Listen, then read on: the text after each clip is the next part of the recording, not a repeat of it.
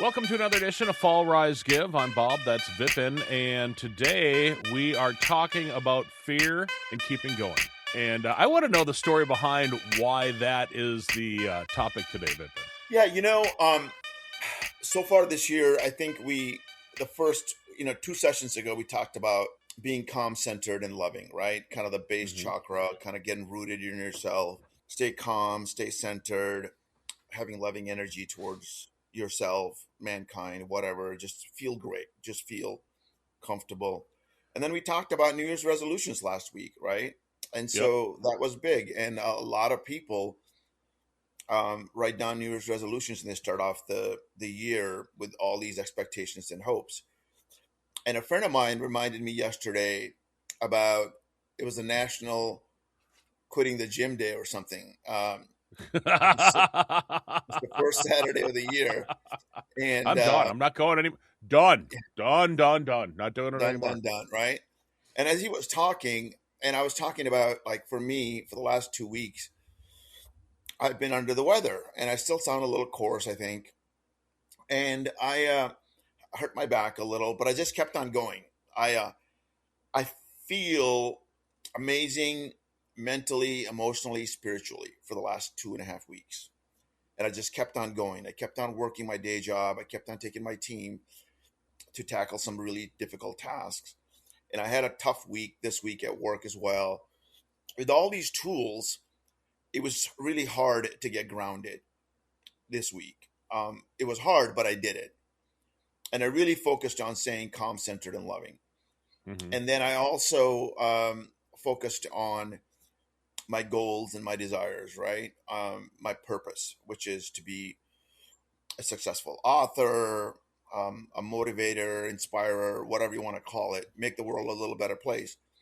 And I've been focusing on these micro moments, being really kind to my family, being kind to my friends, and people next to me at the gym. There's this woman that kind of bugs me. And even next week, she came and there's all these treadmills open and she started running next to me. And I was sending her positive energy yesterday for the first time. And so just giving grace out. And then my friend showed up and said, today's the National Quitting Day. And then I decided, just keep going. And then a friend and I were talking about fears and things that happened to me this week. They happened. I don't know if they happened to me. It was how I interpreted them. And I was feeling anxious. I was feeling fear. And I started validating that. Instead of just being what they call toxic positivity, where you're trying to be superficial and fake it till you make it. I started acknowledging that, hey, I do have fears. I do have anxiety around this situation, these projects and things like that.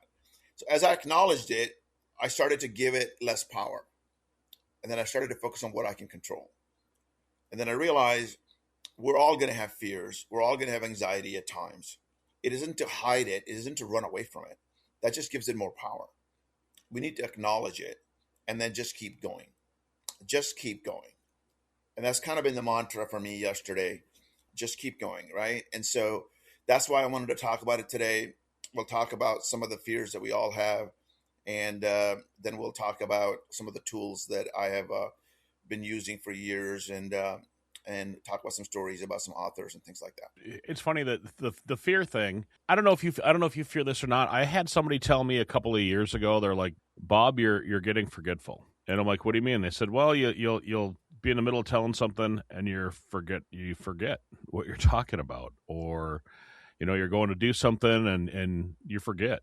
Back when we were kids, telephone numbers. Everybody remembered telephone numbers. I mean, I still remember my best friend's telephone number from 50 years ago.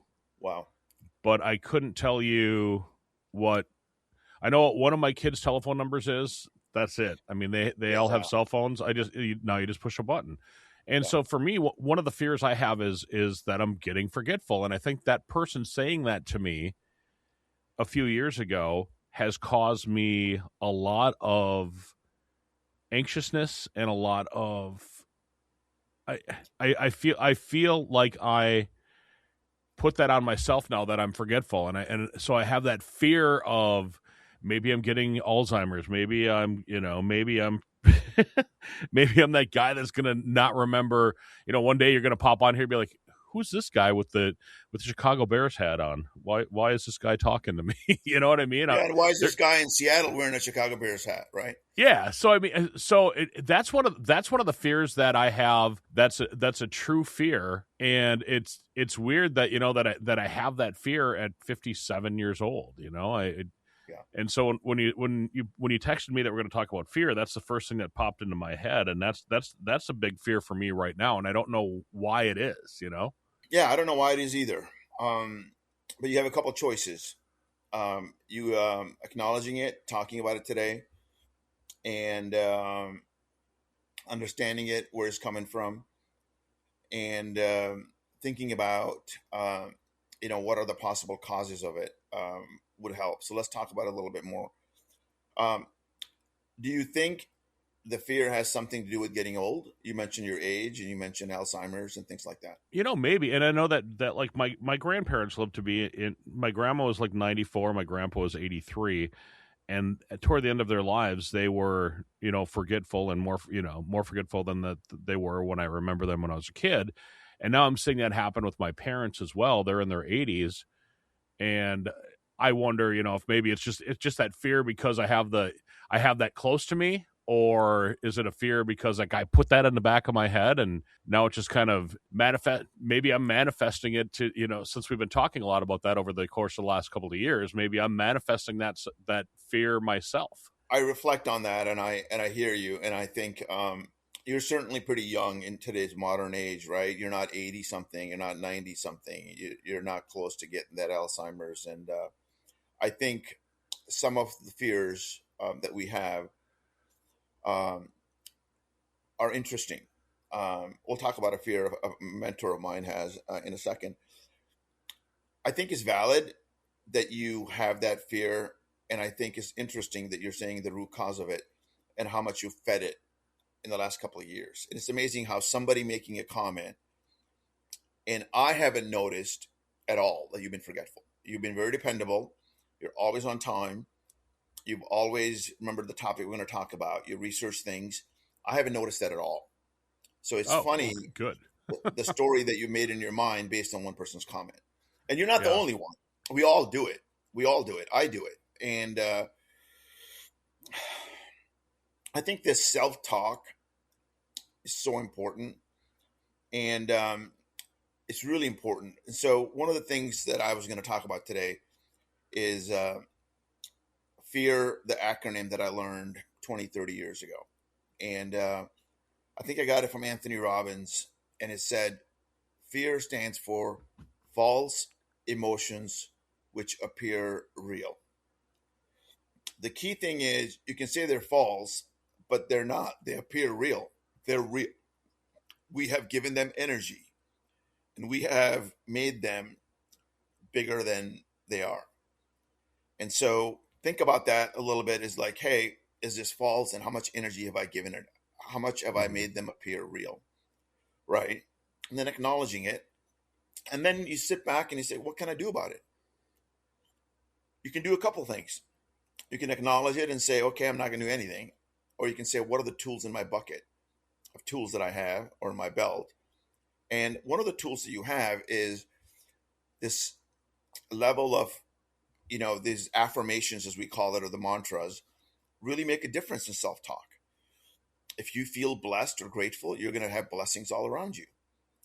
And if you feel negativity or triggered, then you're going to feel triggered. And you're going to feel negative energy towards the thing that triggered you, the people around you, get off balance.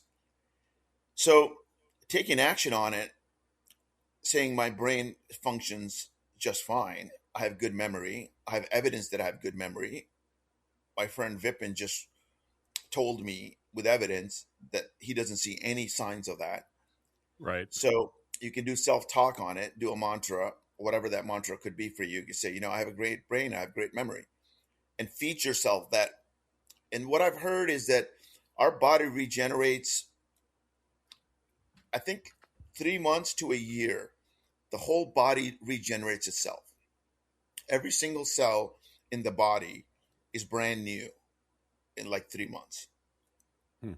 That's how much we grow. That's how much we and we've talked about this many times, our beliefs determine our thoughts. Our subconscious mind, ingrained from our childhood, repeats behaviors and thoughts for us.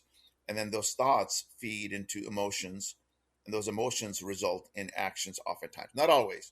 You can have an emotional reaction saying that I'm depressed or I'm not feeling like I'm going to the gym, but you go to the gym anyways. Or you feel angry at someone, but you're like, hey, I'm going to let it go.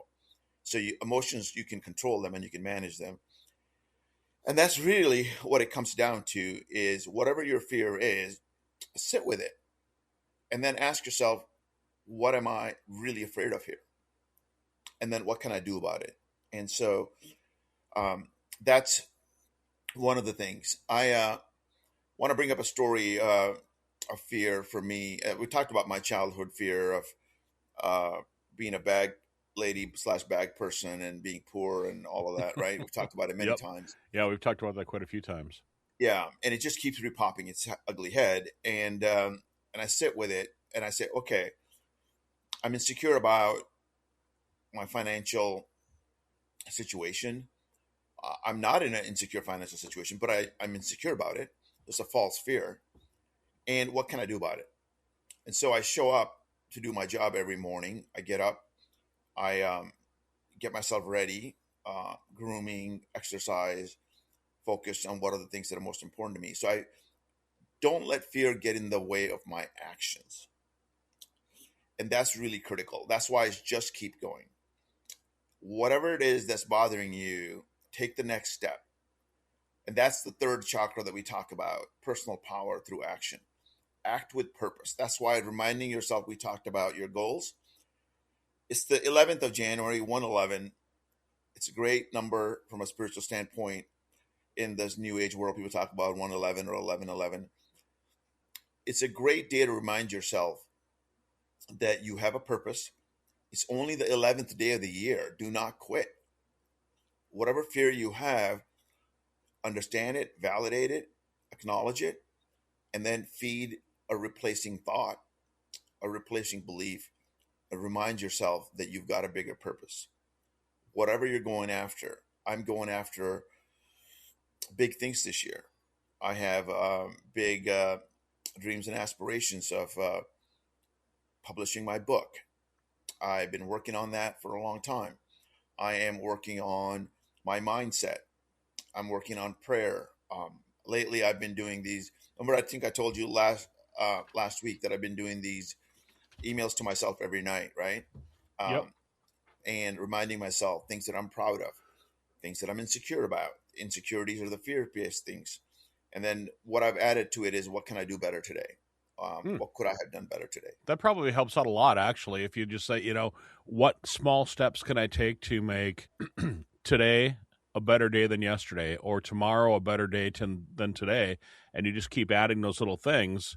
And like we've talked about in the past, I mean, you start off with the foundation when you build a huge building, and then from there you just kind of add layers to it, and eventually you've got that huge building, and you got what it is that you're trying to build. And obviously, we're trying to build ourselves into better people, and doing those things small steps at a time, that's the best way to get that stuff accomplished. Exactly. And so don't try to change the world in a day, or you achieve your whole year's worth of goals in a day. We're talking about the 11th of January here.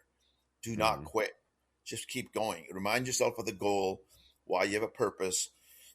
Determine a purpose if you haven't figured it out. And in the book, I talk a lot about creating your 5-year goals, putting your 4-year goals, 3 years, 2, 1, and then reminding yourself of that. But really, maybe just make a goal for the day. What do you want to accomplish today? I mean, and maybe it's a Saturday and you just want to watch football, like the Bears and the Packer game, right? And that's okay. That's recreation. You need time for that every day. And I also even break up the day in what I call micro moments. Micro moments are, in the next hour, what is it that I really want to do? And if I'm afraid of doing something, or if I don't, then I ask my higher power, which is God. And we've talked about God and divinity and universe in that way. Whatever you call it, ask God, what should I be doing today? What should I be doing today? And if you have a clear purpose, it makes it easier. And that's why those writing those goals, and we talked about last week, was really important. So you still haven't written down your purpose and still haven't written down your goals. Again, passion, we talked about. When you start giving it away, when you start sharing that through your suffering and challenges and how you overcome them, that becomes your purpose. And so purpose is to be a kind, loving person to other people at the very basic level. Give your positive energy to the world, your family. Starts with the family, the micro moments, the micro relationships, right? They're not micro, but they're little things you can do to make your day a better day. Well, you mentioned the micro moments. We have a board. It's a piece of art. It's one of those stencil things that you can make at an art place, and it's hanging up in our front room, and it says every moment matters. So I mean, I think that you're onto something there. That those micro moments, those moments of time, are fleeting, and they're so quick to be gone. That embrace those and do different things and set different goals to get those things done in that split second of time. There's a great book that I got over 20 years ago, and I never really understood why everybody and Oprah and everybody was talking about this. And I never caught on to it. And I firmly believe today, I didn't go back and finish reading the book. I didn't finish it. The book is called Power of Now by Eckhart Tolle. Famous author, came out of Vancouver, British Columbia. And he had this enlightenment experience. He was like homeless and a bunch of weird things were going wrong for him. And he just had this aha moment that turned into this spiritual thing. And then he wrote a book and became super famous. He talks about the power of now, meaning these micro moments right now. Live here. This is all you got. You don't have tomorrow. Tomorrow's going to do its own thing. Yesterday was old news. Yesterday's news. So all we have is now in the moment, and how you ultimately act today, how you think about what you're going to act on, what your beliefs are internally. That's really the key to making the best of the moment today. And at this particular moment, you could be really fearful about something. And the fear and anxiety comes from overthinking about the future, things that could go wrong. Ask yourself this question. What if when you have fear, you think, what if it could go wrong? It could go really bad. I call that awfulizing. I tend to awfulize a lot of things, We all do. because you're thinking about that. It's like, well, the floor could fall down, we could flip over, there could be an accident in front of us, a meteor could fall right there, Yeah. Well, Yeah. what if my Yeah. my And parents used to tell us when we were kids, they used to say, don't wish your life away. And I think that kind of basically builds on what you're talking about, is to do the things right now. Don't say that we're going to do it 2 weeks from now or tomorrow. Do it today, because you're not going to be able to, like you say, promise that tomorrow's going to even be there. every moment we have, we're so blessed to have the moment. Mm-hmm. Here we are, how blessed that we get to talk from 1,400 miles away. I think Minneapolis is 1,200 miles, so I'm just going to give you 200 more miles from Minneapolis, even though it's not It that is far. about 200 miles. Yeah. And so we're able to talk, we're able to validate / acknowledge things that we've been working on, things that we've been thinking about. And there are people that listen to this podcast, maybe not thousands, but maybe hundreds. And we're trying to share a message and put energy out in the world that said, it's okay, just keep going. Mm-hmm. And we're super blessed to be able to share this knowledge through technology. And there's so much going around in the world that could go wrong. What if the war start? There's shootings in Minneapolis. There's all sorts of negative stuff out there. But really, it doesn't impact our immediate world unless we let it. And it doesn't mean that we're not caring about those things. We can do a little prayer. We can take some action if you wanted to and really care about a cause, and show up at a protest or show up at a whatever to take some action on if you're really passionate about it. The key thing is just realize in this moment, what do you want and what's getting in the way, and just keep going without that fear. I like that you said it doesn't matter unless we let it. It doesn't impact our lives unless we let it. And I think that a lot of people nowadays, maybe this is being a generalizing things, but I think a lot of people tend to let the little things that are happening all around us Yeah, affect somebody's daily life. And I don't think that we used to do that as much 40 years ago, or that our parents used to do that 70 years ago, and I don't know if it's a sign of the times. I don't know if it's a sign that we have everything right here. I mean, our phones carry all of our information and everything now, and we've got access to everything right now in the moment. So I think maybe we're allowing the things that are drifting into our peripherals to be more a part of our daily living and our daily lives. I totally agree 100%. So, 20 years ago, 30 years ago, everybody got enamored by CNN, right? First all Hmm. day, all news, and then there's Fox and NBC and all this stuff coming on. And it was the thing that you all did. We all watched CNN, and we all watch. There are people that still watch it all day long. Information is at our fingertip now on the phone through social media, through news sites, and things like that. Use it to the purpose of what you want. Even today, this morning, I got up around 6, got out of bed around 6:10, and I said to myself, I started scrolling, and I said, "Stop." It started to distract me. Now, I Hmm. have a pretty big Facebook presence in that spiritual mindset group that we've talked about, so I have to do some sort of a work on that to clean it up. So that's part of my job, is to manage that site and spend time on it. But I have to be really focused on it, because there's so many distractions that come with focusing on that versus other things that are in my feed. And so let everything else go, focus on what you want. Then I shut it down. Then I say, okay, I'm going to pray. I have to do morning prayers anyways before I go to the gym. And I started to pray and started to get to pray early. And as I got myself recentered, I finished my coffee and headed to the gym and got there right when they opened at 7. And my day has already been better because of it, right? I had enough time. I even stretched today. I did something. I didn't think I had enough time for the last 6 months. Did an hour workout, as I mentioned, and I started stretching yesterday because my back was hurting. So I started stretching yesterday, and I felt better, and I stretched again today. And I took one of the longest showers that I could take, and I still made it on time for our podcast. You were actually early. Usually I'm on for a few minutes waiting for you. Today you actually were waiting for me. Yeah, and I took my time logging on. I had my laptop on, and I sent a couple of texts to people, and reading a couple of texts. I told you I have a gratitude list of some friends that we share messages every morning, what we're Hmm. grateful for. And I read my friend Matt's message this morning, and I learned something about him today that I didn't know. He's never talked about his daughter before, and today he talked about his daughter on his gratefulness. I'm like, wow, I had no idea you had a daughter. And I've been Hmm. communicating with Matt every day for the last 2 years.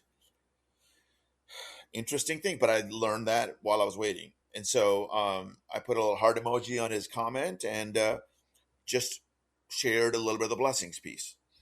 So I want to get back to the topic of fear again. I have a mentor, kind of like a coach, but it's really a Hmm. mentor. We don't have a paid relationship.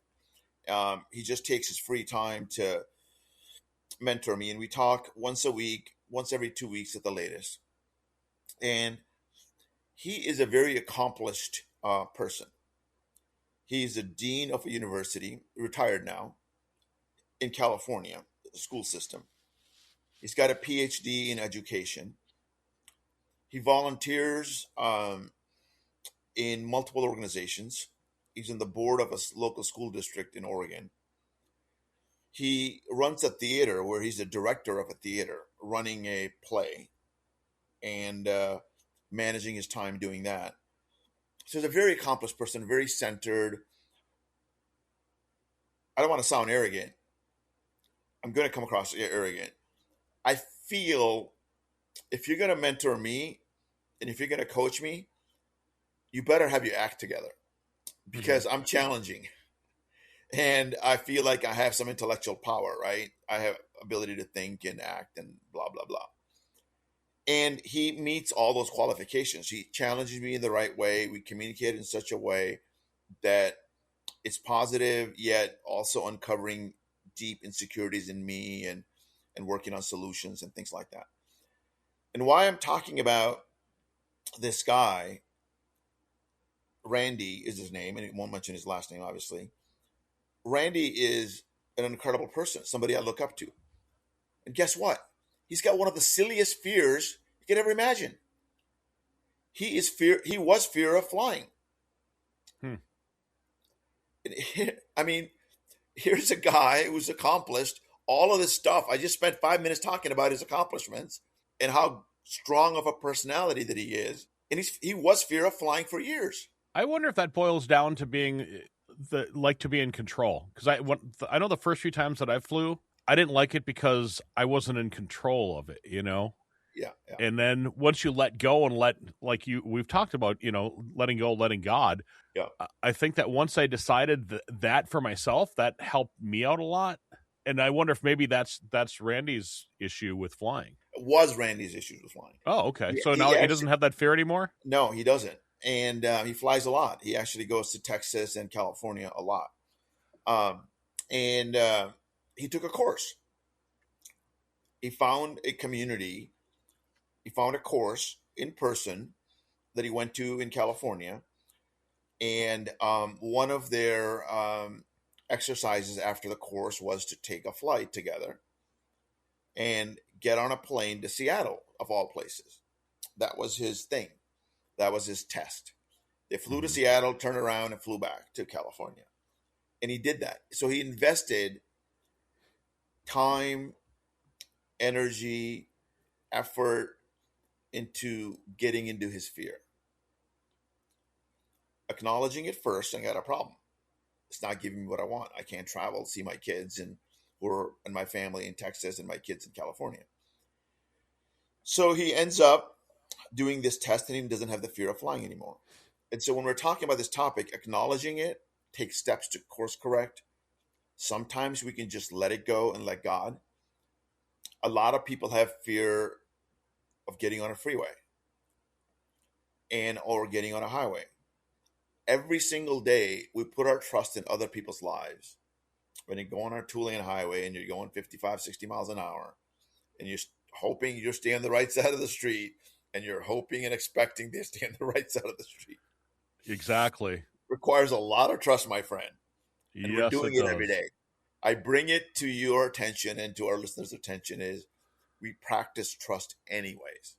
Why not take that example of letting go on the car? We can easily kill you in a matter of seconds.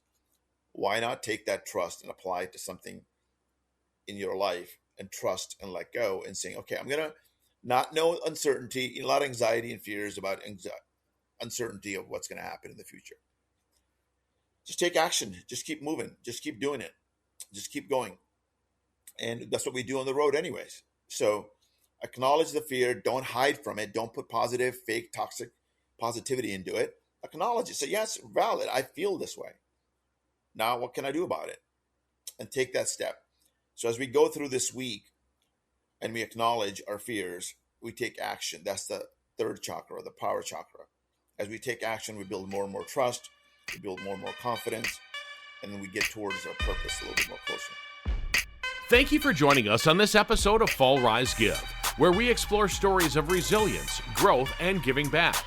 If you enjoyed today's episode, please visit our website at www.fallrisegive.com. Also consider subscribing to our podcast on your favorite platform and leaving us a review. Your feedback helps us to continue to bring you inspiring stories. Stay tuned for our next episode, and remember, every fall is a chance to rise, and every rise is an opportunity to give. Until next time, keep falling, rising, and giving. This is Fall, Rise, Give, produced by podcastforhire.com. Thank you for listening.